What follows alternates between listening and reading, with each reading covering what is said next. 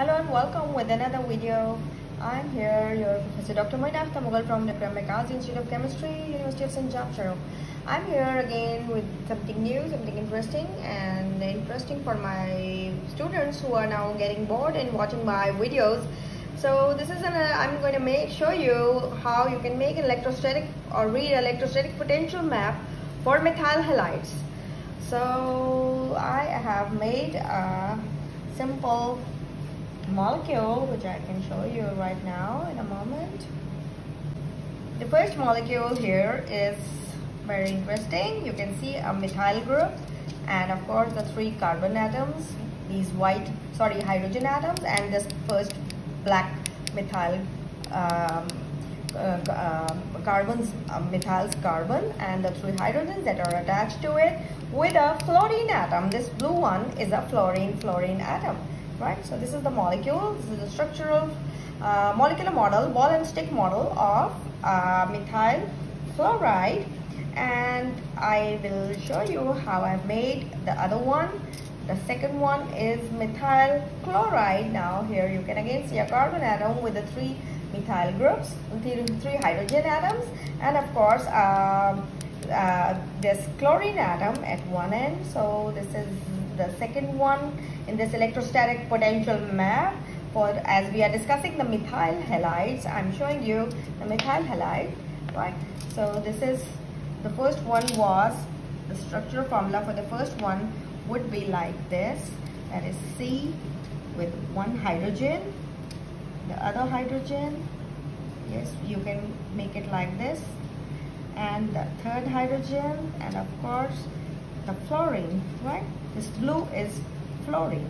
The second one we can make it like this, carbon, then hydrogen, then of course this hydrogen, and then this hydrogen that is attached to a chlorine atom, which is green in color here. This is the green one is the chlorine atom. Now I'm going to make the 3rd one. Now before going to the 3rd one, I would like to tell you one thing. Let's start making also. These maps are of great help in following the fundamental principles of molecule structure and the way it reacts, right? The way it reacts, make you understand the molecular structure and the way it reacts with the other molecules, right? So let's make it the 3rd one. Let's attach, this is the carbon, let's attach the hydrogens, first hydrogen, second one, and the 3rd one. And of course now the red one. What is this red one, huh? This is simply bromine. Again, a beautiful structure. You can see methyl bromide, right, or bromomethane you can call it, with 1 carbon and 3 hydrogens attached to a red bromine group, right?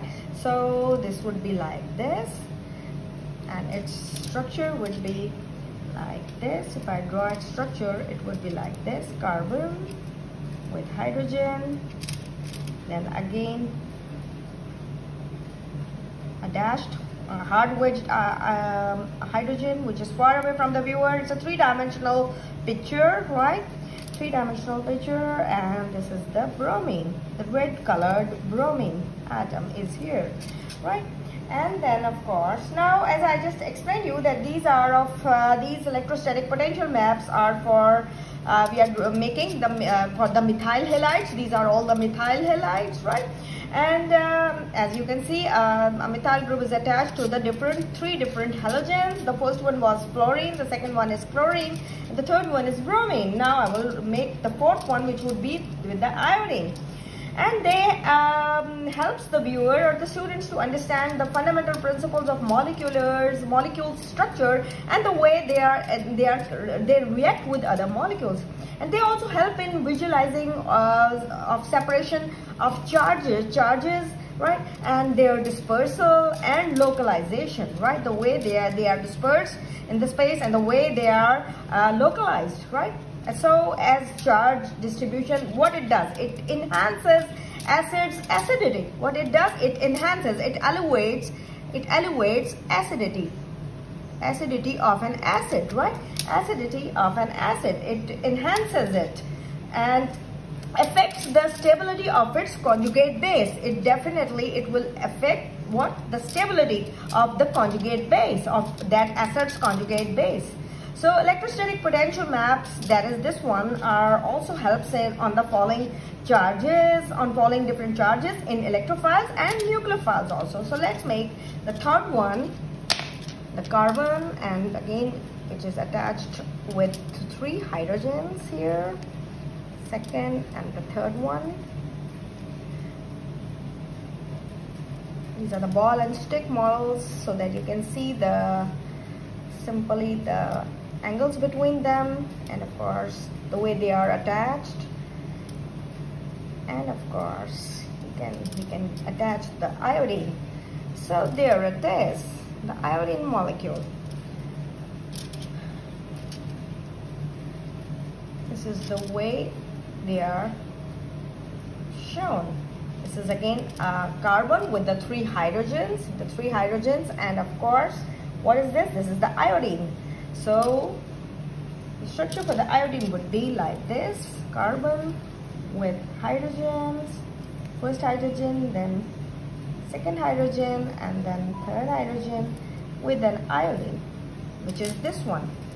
So this is an electrostatic potential map for the methyl halides, and you can see the 4 methyl halides that are attached with, of course, the first one is for chlorine, the green one is chlorine, then bromine, and then the iodine. And I have explained you today that these are the electrostatic potential maps for these methyl halides, and they are of great help in following the fundamental principles of molecule structure and the way it's gonna react with the other molecules, and they will also help in visualizing separation of charges, their dispersal and localizations, and as in Lewis acids and bases. And as for example, this charge distribution enhances acidity and it affects the stability of its conjugate base.